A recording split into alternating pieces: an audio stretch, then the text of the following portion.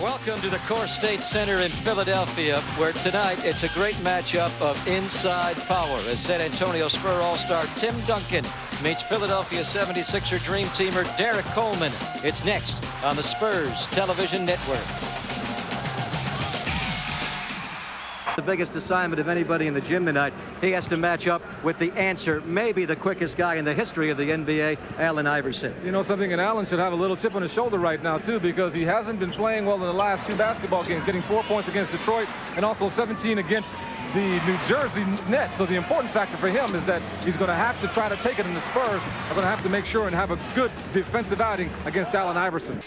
For Larry Brown, he will start Allen Iverson at point guard. Brian Shaw will start at the big guard. David's quickness coming over to block the shot was Theo Ratliff. He's the NBA's fourth best shot blocker.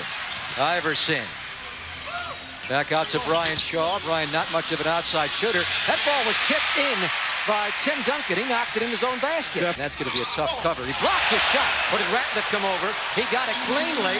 Popovich complaining he thought it was a goaltend. Iverson pops. And the Sixers have it down to 8-4 roll. Left block. Was this clean? Let's take a look at this, see what's happening. Oh, that was nice, though. Oh, I think that was nice. He was up there, too, now. I don't think the ball started in the downward arc so far. Pretty close. Now, does Jaren charge here? Now, this is where Avery Johnson becomes very, very important in getting the Spurs some opportunities. Shots. He's right there to scoop up everything else. Allen Iverson scores over Jaren Jackson. Just have to be aware right now when they increase it full court to be able to alertly take care of it.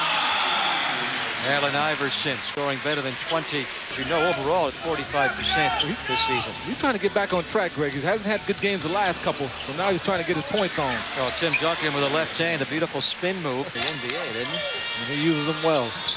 He's out of the game now. Iverson scores as he was fouled by Reggie Geary. And, of course, his intensity is heightened. And the Spurs don't have the guard play. David could not get a good read on it. They throw it away. Iverson. Boy, is he in a hurry. What a play by Allen Iverson.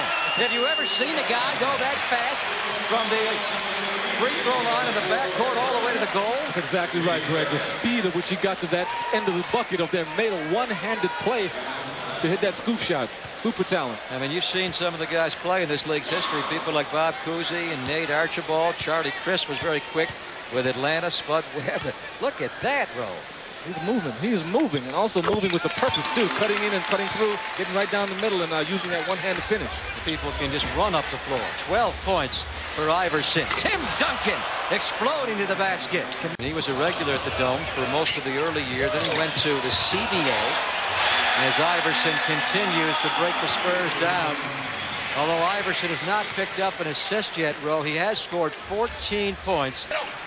That's not going to make Larry Brown happy as Duncan scores. You cannot just throw the ball away like that if you want to play for Larry. But the young man, I suggest you pick up a Sports Illustrated Reggie Geary. And Allen, learning to play defense in the NBA on the ball, hung with him for a while, and the reach and foul was called. So the guys are able to execute. Iverson has 4 seconds. He only needs 4 tenths. And with 3 tenths, Coleman able to put it back in. San Antonio Express News. Tim Duncan 5 of 8 in the first quarter to score his 12. Spurs shot 52% to Philly's 50 in the Chicago. Here's Monty Williams, Ro. Into Tim Duncan, he scores, and he'll go for a 3-point play. Derek Coleman has to get out of the lane there before a 3-second call. Iverson by Geary. Boy, he's fun to watch, isn't he? He didn't understand exactly what was going on. Now, when Allen gets the ball in this type of pace, you got a foot race going. Reggie Geary actually gets back, but he has just too much moves in order to execute. With these 5 guys out there, you have Del Negro and Jaren Jackson in the backcourt, Rose and Monty Williams up front with David.